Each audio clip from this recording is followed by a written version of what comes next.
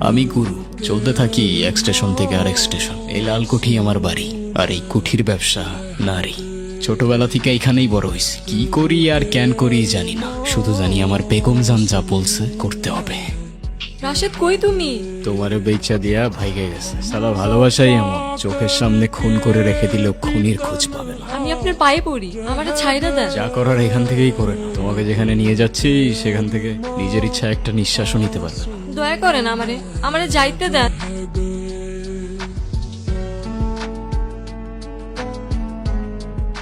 আমি আর পারতেছি না বেগম জান, আমাকে যেতে দাও না বেগম জান। আমাকে বলে দাও আমার মা কোথায়, আমি চলে যাই।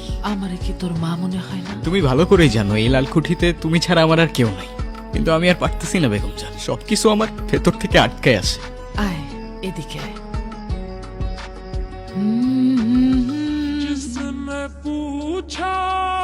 কেউ আছেন এখানে? আমারে যাইতে দেন, আমি আমার বাপজানের কাছে যাব। কি হয়েছে?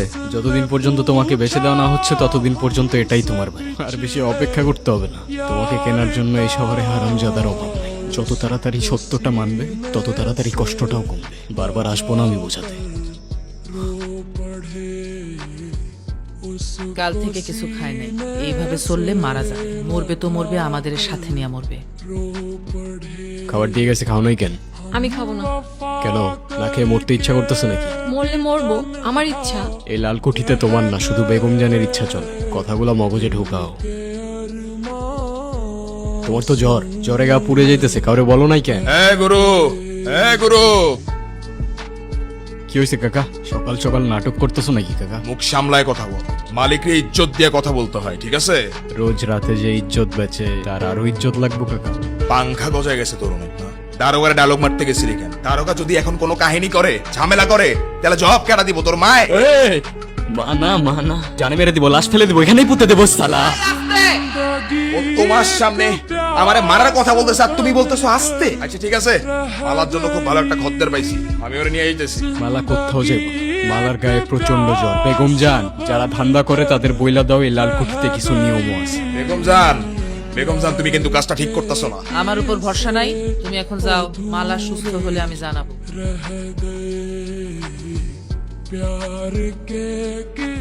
জ্বরে তো গা পুড়ে যাইতেছে, ওর এখন বিশ্রাম নিতে দে। এ চল। যখন ওপারে চলে যাব ক্ষমা করতে পারবা? আমি হইলে পারতাম না। শালা এমন একটা জায়গায় আটকাই গেছি না, আসতে ইচ্ছা করে না। তোমার জন্য আমার মায়া হইতেছে, কিন্তু আমি তোমার জন্য কিচ্ছু করতে পারবো না। আমারে মাফ করো না কখনো। এইটা একটু আমার বাপজানের কাছে পৌঁছাই দিতে পারবে? আমার একটা জিনিস আইনা দিতে পারবে? বলো। আপনি আমার একটু বিষয় না দিতে পারবেন? আমি এমনি বাঁচতে পারতাছি না। বাপজান, বিশ্বাস করো, আমি কোনো কিছু বুঝে করি নাই বাপজান। প্রতিটা মুহূর্তে এখন ভাবতে থাকি, পালানোর আগে একবার তোমার কথা ভাবতাম। এই দুনিয়ার সবাই তোমার মতো না বাপজান। মারে বইলো আমার জন্য চিন্তা না করতে। আমি যেখানে আছি ঠিক আছে, হয়তো তোমার সাথে আর কোনোদিন দেখা হবে। আমারে ভুলে যাইও না বাপজান। ইতি আপনার মালা। আমি তোমার কাছে কখনো কিছু চাই নাই বেগম জান। কিছু চাইবি?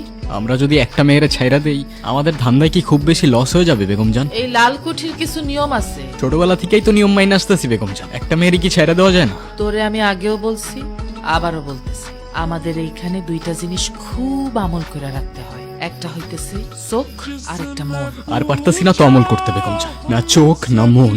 খুব ভুল করতে চেষ্টা করো, আগুন চলবে। আগুন জ্বলতেছে তো বেগম জান আমার বুকে। বাড়ি কোথায় তোমার?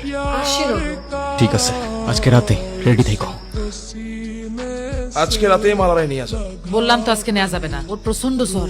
এই অবস্থায় বেসবা পাশান নাকি তোমরা? লাল কুঠিতে আজকে মনুষ্যত্বের কথা। আজকে রাতে মালারায় সুন্দর করে রেডি করে রাখবা। আজকে রাতে আমি নিয়ে আসা। সত্যি কেউ গ্যাঞ্জাম করতে আসে না, ও লাশের উপর দিয়ে আমি নিয়ে আসা। কুঠিতে আমার পোলাপান রেখে দিতেছি। এই লাল কুঠির উপর আমার আর কোনো ভরসা নেই। কি হয়েছে গুরু, তুমি এত টেনশনে কেন? আমি চলে যাইতেছি, আর ফিরবো না এই জানোয়ারের শহরে। তোর অনেক কিছু বলার ছিল, কিন্তু এখন এত টাইম নাই। আমি আজকে রাতে পালাইতেছি মালারে নিয়ে। আমারে একলা ফালা হয়ে যায় বাগা গুরু। শোন, তুই খালি কুঠির সামনে গাড়িটা নিয়ে রেডি থাকিস। আর যাওয়ার সময় তোরে ঠিকানা দেওয়া যাবো না, ইচ্ছা হইলে চলে আসিস ভাইয়ের কাছে। সময় নাই বেশি, তাড়াতাড়ি চলো। তোরে আর বাইধা রাখতে পারলাম না আমি। এই জাহান্নামের আগুনে আমি আর পড়তে পারতেছি না বেগম জান, আর তুমি মাফ করে দিও। जिंदगी एक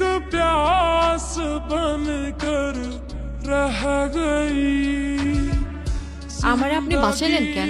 কি বলি শোনেন না? বেরো, কি করতেছে? যাও না, যাও, লালকুঠি দিকে মরো গিয়ে।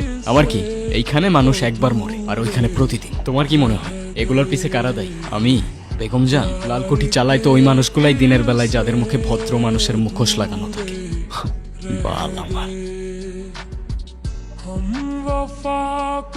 আমি কোন মুখ নিয়ে যাব আমার বাড়িতে? আমি এখন আমার বাড়িতে গেলে আমার বাচ্চান রে নানানজন নানান কথা শুনবে।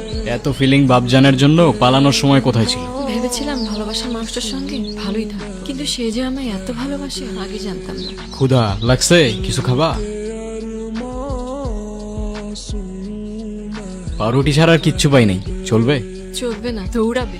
এখন তাহলে কি করবো? আমাকে আমার খালার বাসাতে আসতে পারবেন? তোমার খালার বাড়ি কোথায়? রাজবাড়ি। রাজবাড়ি?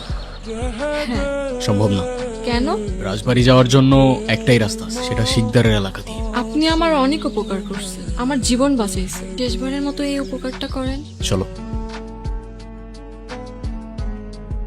কি হইল? তেল শেষ। তাহলে এখন কি করবেন? সামনেই শিকদারের এলাকা, তেলের পাম্পে যাওয়া যাবে না, কারণ সব জায়গায় ওর পোলাপাইন আছে। আর আমরা শিকদারের এলাকা দিয়ে হেঁটেও যাইতে পারবো না, একটাই রাস্তা আছে। এই মুহূর্তে যদি আমাদের কেউ আশ্রয় দিতে পারে সেটা একমাত্র চাচা। চলো, এখানে বেশিক্ষণ থাকা ঠিক হবে না। আচ্ছা, আপনার পরিবারে কে কে আছে? পরিবার? হাসাইলা। কেন? আপনি যে বললেন আপনার চাচা। চাচার সাথে আমার রক্তের কোনো সম্পর্ক নেই, কিন্তু আমি ছোটবেলায় যতবার লালকুঠি থেকে পালাইতাম চাচার কাছে গিয়ে লুকাই থাকতাম। মনে হইতো চাচা ছাড়া লালকুঠি থেকে আমারে বাঁচানোর মতো আর কেউ নেই। এ গুরু, তোরা বাঁচানোর মতো আজকেও কেউ নেই। মালা যাইবো লালকুঠিতে আর তুই যাবি এই কফি। কফিনে না হয় মাটির নিচে, আজকে না হয় কাল তুইও যাবি শিকদার। সময় গুনতে থাক।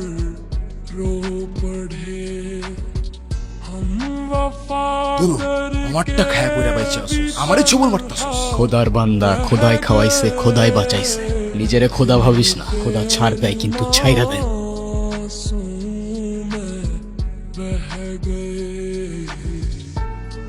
কিছু কথা বলতেছি, একবার বলবো, দুইবার বলবো না, কান খোলার শোন শিকদার। আজকের পর থেকে আমি লালকুঠিরে আর লালকুঠি আমারে কেউ কাউরে চিনে না, কিন্তু লালকুঠির প্রত্যেকটা দেয়ালে আমার গল্প লেখা থাকে। যেই গল্প সত্য কিন্তু মানা যায় না, আর যেই সত্য নগ্ন কিন্তু দেখা যায় না। আমার গল্পে আমি আর গুরু হইতে চাই না। ভালো থাইকো কাকা, খোদা হাফেজ। সারা জীবন তো একটা জিনিসই খুঁজছিস না, তোর মা আর কেউ না, বেগম সাহ। আর কতবার পালাবি তুই বল? কতবার তোরে আমি এমন লোক দিয়ে ধরে ধরে আনবো বল? আমাকে যেতে দেন বেগম জান, আমার এখানে ভালো লাগে না। যেতে দিব?